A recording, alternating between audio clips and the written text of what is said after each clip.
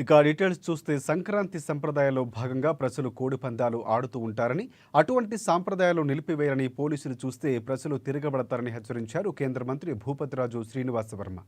ఇక కానీ జూదాలకు మాత్రం తాము వ్యతిరేకం కాదని అన్నారు.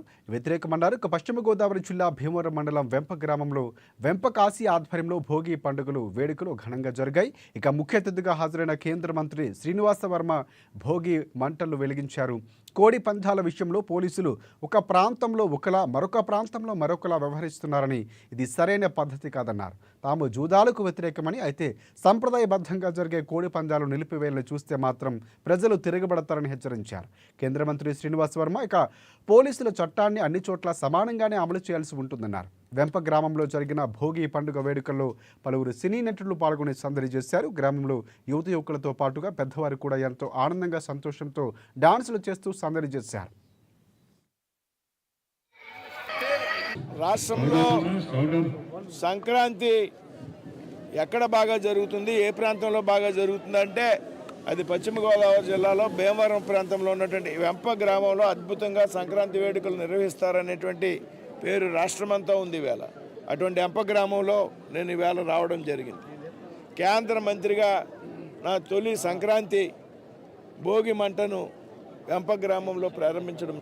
సంక్రాంతి సంస్కృతి సంప్రదాయాలకు సంబంధించినటువంటి పండుగ.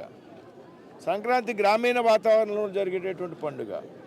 సంక్రాంతికి రైతులకు సంబంధించినటువంటి పండుగ, మహిళలకు సంబంధించినటువంటి పండుగ. వివిధ క్రీడా పోటీలు నిర్వహించడం ద్వారా మహిళలకు ముగ్గులు పోటీలు, గొబ్బెమ్మలు, బొమ్మల కొలువు, వాలీబాల్ పోటీలు, క్రికెట్ పోటీలు, కబడ్డీ పోటీలు. ఇది సాంప్రదాయం, సంస్కృతి. ఈ సంస్కృతి నిలబడాలా.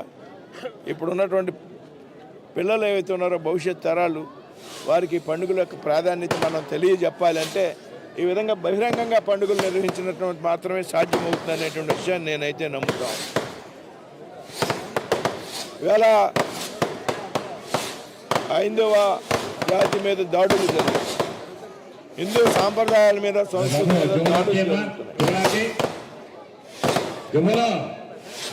అంతర్వేదిలో లక్ష్మీ నరసింహస్వామి రథం తగలబెట్టిన, రామతీర్థంలో రాముడు తలకాయ నరికేసిన, రాష్ట్ర వ్యాప్తంగా అనేక దేవాలయాల మీద దాడులు జరిగిన, ఏ ఒక్క సంఘటనలో కూడా కనీసం ఒక్కరంటే ఒక్క నిందితులను కూడా అరెస్టు చేయలేదు అంటే హిందువుల మీద ఉన్నటువంటి లోకువతనం, హిందూ సమాజం పట్ల ఉన్నటువంటి చిన్న చూపు.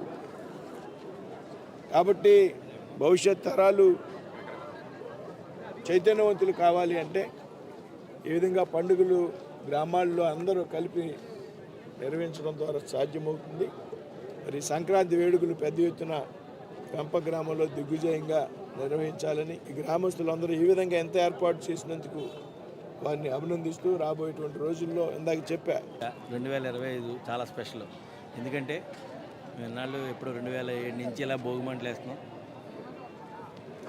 అందరూ వస్తున్నారు, భోగిమంట వెలిగింటున్నారు. ఈ సంవత్సరం ప్రత్యేకత ఏంటంటే సెంట్రల్ మినిస్టర్ శ్రీనివాస వర్మ గారు రావటం మా గ్రామం చాలా గర్వించింది.